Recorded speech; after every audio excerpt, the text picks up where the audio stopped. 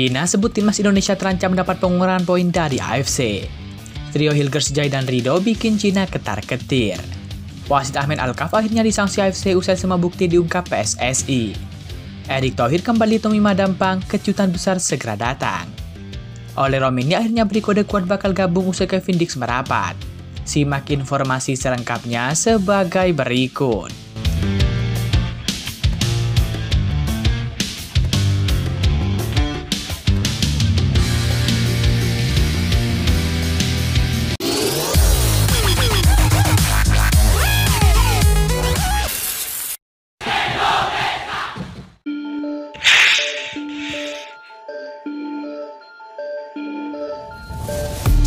Media asal Cina mengklaim timnas Indonesia berpotensi mendapatkan hukuman dari AFC buntut keributan lawan Bahrain dalam kualifikasi Piala Dunia 2026. Timnas Indonesia akan melakoni laga berikutnya melawan Cina dalam lanjutan kualifikasi Piala Dunia 2026 pada Selasa 15 Oktober 2024. Jelang duel Cina versus Indonesia, media Cina Sohu menyebut skuad Garuda bisa mendapatkan sanksi dari AFC akibat keributan setelah menghadapi Bahrain. Keributan itu terjadi lantaran Indonesia tidak puas dengan kepemimpinan kontroversial wasit Ahmed Alkaf. Keputusan Alkaf dalam laga yang berakhir imbang 2-2 itu kerap merugikan Indonesia. Salah satunya lewat tambahan waktu injury time setelah memberikan injury time 6 menit. Wasit asal Oman itu menghentikan pertandingan usai Bahrain mencetak gol penyeimbang pada menit ke-11. Usai pertandingan, pemain Indonesia dan Bahrain yang marah sempat bentrok dengan keras. Bek pengganti Sen Patinama melambaikan tangan dengan nada menghina ke arah wasit. Petugas keamanan stadion akhirnya turun ke lapangan untuk mengendalikan situasi, tulis Sohu mengatakan. Atas perilaku buruk pemain Indonesia usai pertandingan, AFC bisa saja memberikan sanksi kepada dua belah pihak, sehingga kedua tim terancam sanksi berat berupa pengurangan poin dari AFC, tulis media Cina. Hukuman pengurangan poin untuk Bahrain dan Indonesia dianggap bisa menguntungkan Cina. Tim asal negeri tirai bambu itu bisa menyalip kedua tim di klasmen grup C. Timnas Cina akan berada di posisi yang bagus dan timnas Cina nantinya bisa menyalip mereka, lolos dari grup, dan lolos ke babak playoff, tutup media Cina tersebut.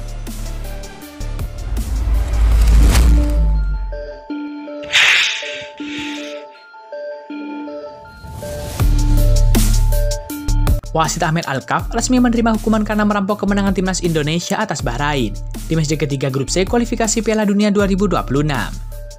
Pengadilan asal Oman itu tidak mendapatkan izin untuk memimpin laga Al-Ain versus Al-Hilal di lanjutan match ketiga AFC Champions League 2024-2025.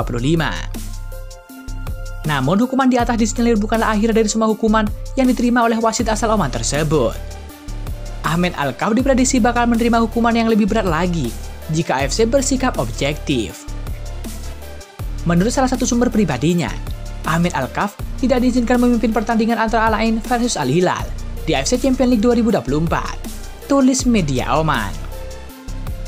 Mendengar kabar tersebut, warga Oman pun ramai-ramai mengecam atas sanksi yang diberikan, serta tindakan bully yang dilakukan oleh netizen Indonesia kepada Ahmed Alkaf.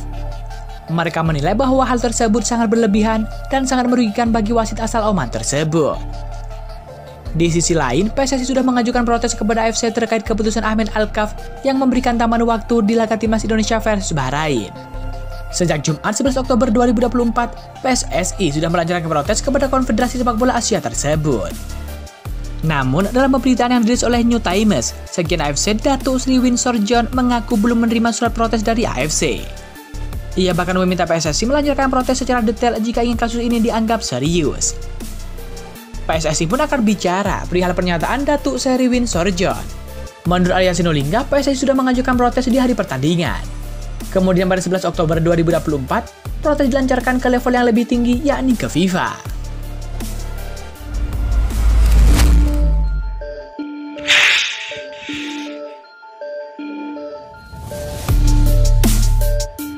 Pasukan skuad Garuda terus menggelar latihan jelang pertandingan melawan Cina di Qingdao Stadium. Jaidson dan kolega seperti tak pernah lelah berlatih demi meraih 3 poin dalam laga nanti. Latihan keras ini dilakukan agar stamina para pemain tetap terjaga, serta para penggawa skuad Garuda semakin kompak dalam menerapkan taktik dari pelatih Sintayong. Sintayong dipastikan akan melakukan perombakan dalam susunan pemain saat menghadapi Cina. Menarik menantikan starting line up yang bakal diturunkan oleh Sintayong di laga nanti. Pasalnya pada laga melawan Bahrain, Sintayong membuat kejutan dengan menurunkan Malik Rizaldi sebagai starter. Pemain Persebaya Surabaya tersebut bermain sejak menit awal hingga pertengahan babak kedua. Saat itu pemain cenderung membantu lini tengah sebelum digantikan oleh Marcelino Ferdinand. Beberapa perubahan diperkirakan akan dilakukan pelatih asal Korea Selatan tersebut. Di lini belakang diperkirakan Jair Zes kembali akan berpartner dengan Rizky Ridho. Hal ini setelah Jordi Amat dikabarkan kurang fit. Posisi Sandy Wells kemungkinan juga akan dirotasi menyusul kondisi pemain yang dikabarkan mengalami cedera ringan bersama dengan Jordi Amat. Tampil cukup baik dalam debutnya Mitch Hilgers dimungkinkan kembali akan menempati posisi back bersama dengan Verdong. Sementara di lini tengah, Tom Haye bakal tetap dipercaya untuk menjalankan tugasnya bersama dengan Ivar Jenner. Marcelino juga akan diturunkan sejak menit awal.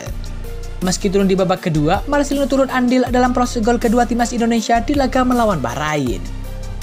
Sementara itu, pemain depan timnas Indonesia mulai menunjukkan ketajamannya. Rafael Strijk akhirnya membukukan keran golnya melalui gol indah ke gawang Bahrain. Begitu juga dengan Ragnar Oratmangun yang berhasil mencetak gol juga.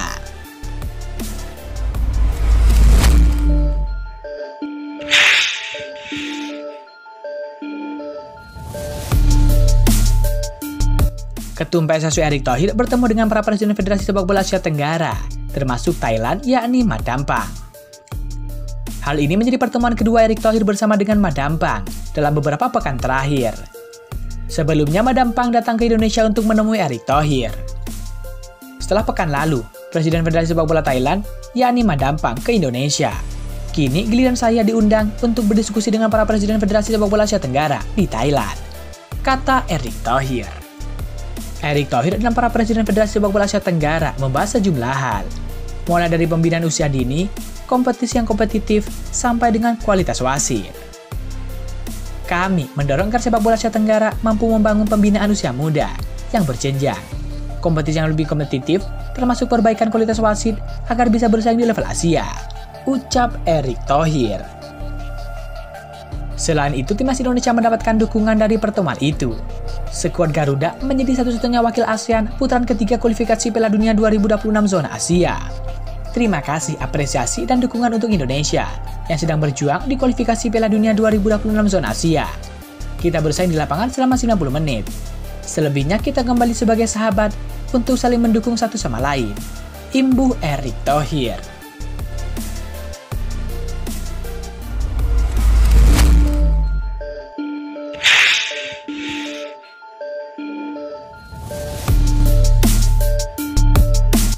Penyerang timnas Indonesia yakni Ragnar Oratmangun memberikan kode oleh Romeni menjadi pemain selanjutnya yang bakal dinaturalisasi. Ragnar Oratmangun meninggalkan komentar dengan kata him atau dia di salah satu unggahan oleh Romeni di Instagram pribadinya. Komentar Ragnar Oratmangun pun disambut positif sejumlah masyarakat Indonesia. Banyak dari mereka meminta agar Ragnar Oratmangun terus merayu oleh Romeni agar mau membela timnas Indonesia. Rayu bang supaya join Garuda, tulis akun @0menit. Ragnar Oratmangun dan Ole Romeni diketahui memiliki hubungan yang sangat dekat. Keduanya pernah bahu-membahu di Annie Megan. Kedekatan ini diharapkan membuat Ragnar Oratmangun berhasil meyakinkan Ole Romeni untuk memperkuat timnas Indonesia. Sebelumnya ada beberapa pemain yang bersedia membela timnas Indonesia setelah dibujuk oleh pemain lain. Ambil contoh kasus terbaru Kevin Dix. Pemain FC Copenhagen ini merupakan ex-pemain timnas Belanda U21 bersama dengan Martin Paes. Ketika Kevin Dix resmi diperkenalkan ketum PSSI Erick Thohir sebagai calon pemain timnas Indonesia selanjutnya, Martin Paes mengucapkan kata akhirnya.